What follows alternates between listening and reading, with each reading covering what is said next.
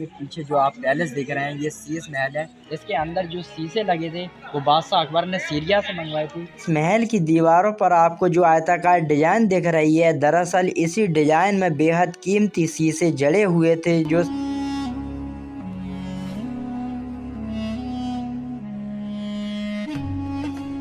बादशाह अकबर इस पिलर के जस्ट ऊपर बैठा करते थे और जो 4 वे दिख रहे हैं, इन 4 वे के कोनों पर उनके मिनिस्टर, उनके नौरत्न बैठा करते थे।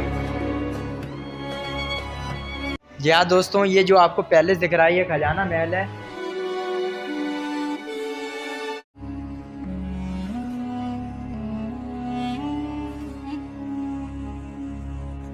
स्वागत है आप सभी का हमारे एक और नए ब्लॉग में। तो कैसे हैं आप लोग? मैं हूं मोहम्मद इमरान और मेरे पीछे जो आप पैलेस देख रहे हैं ये शीश महल है, जिसे बादशाह अकबर ने अपनी सबसे खास बेगम रुकैया सुल्तान के लिए बनवाया था।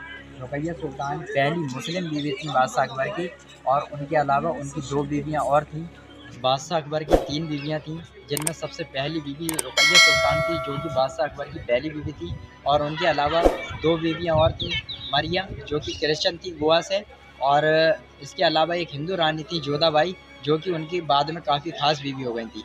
लेकिन रुकैया सुल्तान जो कि उनकी पहली बीवी थी, उनके लिए बादशाह अकबर ने ये खूबसूरत शीश महल बनवाया था। छोटा है मगर ये बहुत खूबसूरत है।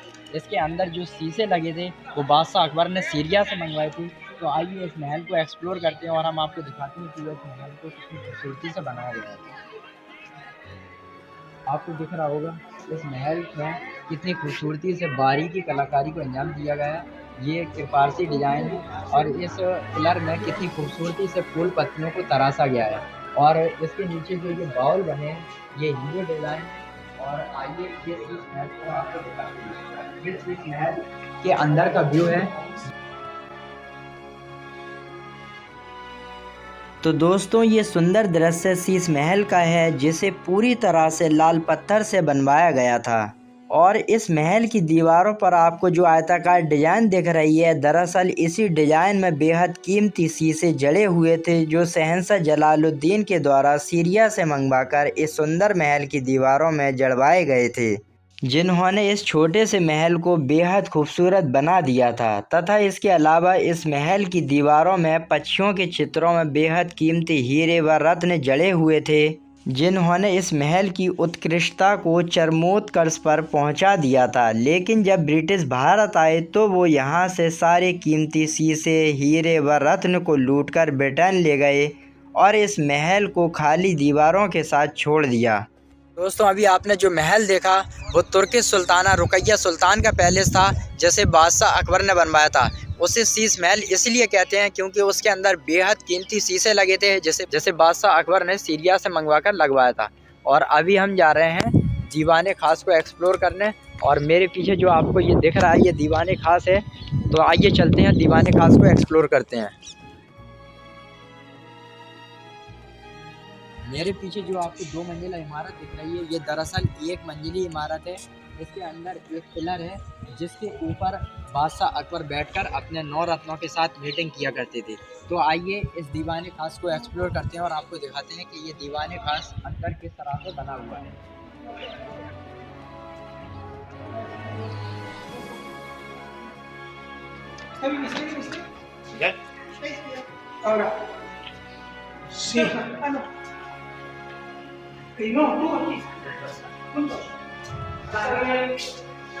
तो गाइस आपको ये जो पिलर दिख रहा है ये बहुत ही अद्भुत डिज़ाइन से इसको बनाया गया है।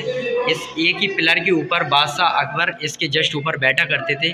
बादशाह अकबर इस पिलर के जस्ट ऊपर बैठा करते थे और जो 4 वे दिख रहे हैं इन 4 वे के कोनों पर उनके मिनिस्टर, उनके नौरत्न बैठा करते थे और इसी के ऊपर बैठकर बादशाह अकबर अपनी सभी राजनीतिक बातों पर चर्चा किया करते थे।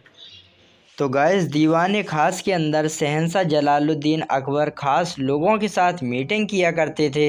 इस जगह पर उनके साथ उनके नवरत्न, वजीर, आर्मी चीफ व अन्य राज्यों के राजाओं के साथ खास मुद्दों पर वार्तालाप होती थी व कई जटिल मुद्दों का हल निकाला जाता था, जिससे कि मुग़ल साम्राज्य में शांति बनी रहे। बादशाह अकबर ने इसी जगह के केंद्र में स्थापित स्तंभ में सभी धर्मों के चिन्हों को खुदवाया है, जिससे ये प्रदर्शित हो सके कि बादशाह सभी धर्मों को समान सम्मान दिया करते थे। दोस्तों जो आपको पिलर दिख रहा है, इसमें जो आपको ये लकीर वाली डिज़ाइन दिख रही है, ये पर्शियन डिज़ाइन है। और उसके जस्ट नीचे जो आपको सितारों जैसी डिज़ाइन दिख रही है, ये क्रिश्चियन डिज़ाइन है। उसके बाद बुद्धिस्ट, हिंदू, और कॉर्नर पर सबसे नीचे जो खंबे की आपको डिज़ाइन दिख रही है, ये मुगलों का चिन्ह है। तो दोस्तों इनसे मिलें, ये हैं आमिर भाई, जो कैमरे के पीछे रहकर हमारे ब्लॉग को पूरी मेहनत के साथ शूट कराते हैं। दोस्तों दीवाने खास को हमने एक्सप्लोर कर लिया है और अब हम जा रहे हैं खजाना महल को एक्सप्लोर करने।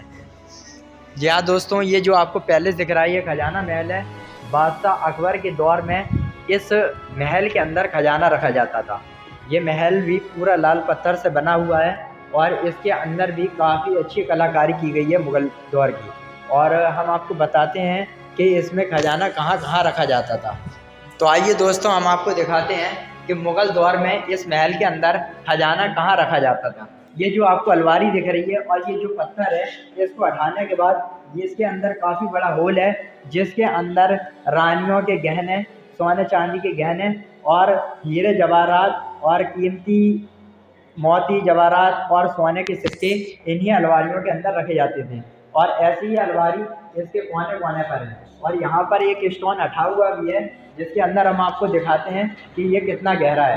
तो दोस्तों ये वही जगह है जहाँ पर बादशाह अकबर अपना खजाना रखते थे और उनकी महारानियाँ भी अपने कीमती मोती जवाहरात और कीमती गहनों को यहीं पर रखती थी। लेकिन आज के वक्त में इसमें काफ़ी गंदगी है और कूड़ा रखा जा रहा है। लेकिन किसी वक्त में इसके अंदर हीरे जवाहरात और कीमती पत्थरों को, कीमती हीरे जवाहरात को और सोने चांदी के सर्फियों को इसी महल के अंदर रखा जाता था। तो दोस्तों अभी आपने देखा कि इस अलमारी के अंदर जो होल है और उसके अंदर जो एरिया है, उसी में कीमती हीरे जवाहरात और सोने चांदी के सिक्के रखे जाते थे। लेकिन आज के वक्त में इस अलमारी के अंदर जो होल है उसमें काफ़ी गंदगी है और ये महल केवल एक स्मारक रह गया है विजिट करने के लिए। अब इसमें कोई खजाना नहीं है। ये एक हेरिटेज प्लेस है जिसे आकर टूरिस्ट लोग विजिट कर सकते हैं। तो किसी वक्त में ये खजाने का महल था, लेकिन आज के वक्त में यहाँ पर कोई खजाना नहीं है और ये घूमने का ये एक टूरिस्ट प्लेस है। तो हम आपको दिखा रहे हैं, ये पूरा महल जो है वो बहुत ही खूबसूरत है, जिसे बादशाह अकबर ने अपने शासनकाल के दौरान बनाया था। ये पूरे फतेहपुर सीकरी को बादशाह अकबर ने 1570 में बनाना शुरू किया गया और ये 1582 में बनकर तैयार हुआ। और हम आपको बता दें कि बादशाह अकबर ने यहाँ पर पूरे 16 साल अपनी ज़िंदगी को गुजारे। पानी के कमी के कारण बादशाह अकबर ने 1586 में फतेहपुर सीकरी को छोड़ दिया और यहाँ से जाकर आगरा में दोबारा शिफ्ट हो गए।